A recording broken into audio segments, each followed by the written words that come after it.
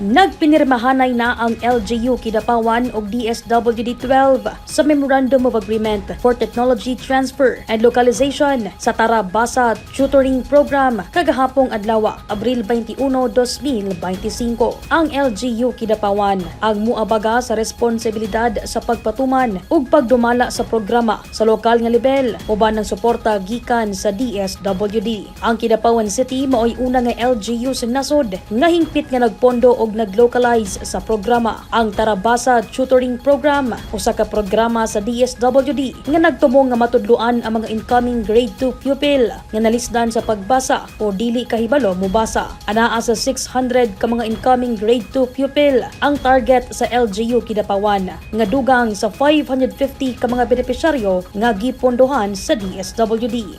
That time, regular funding sa DSWD is only for 550.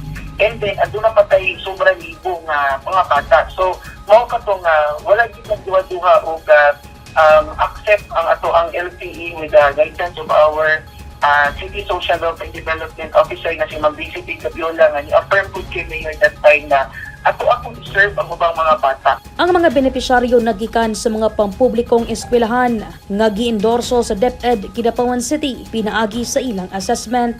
Mag-recruit sab ang LGU ug mga tutors gikan sa mga lokal nga kolehiyo nga maoy motudlo sa mga bata sulod sa duha ngadto sa 3 ka oras. Ingon man mga youth development workers nga maoy magdumala sa session para sa mga ginikanan. I-process po sa inaha, pinaagi sa youth development session or development workers na unsa po ang responsibilidad sa ginikanan para matabangan na to holistic ang approach na dili lang natin isalig tiringin sa tutor, di na po natin masalig sa teacher kung naaabasa sa school, kundi pati ang ginikanan, ila pong masastan po unsa kadako ang significance or importance nila ang ginikanan sa pagtulungan sa mga bata. Gawas niini, mahimo sab kini nga cash for work program para sa mga tutor, ingon man sa mga ginikanan. Diin priority ang nagikan sa mga pamilya nga dunay low income.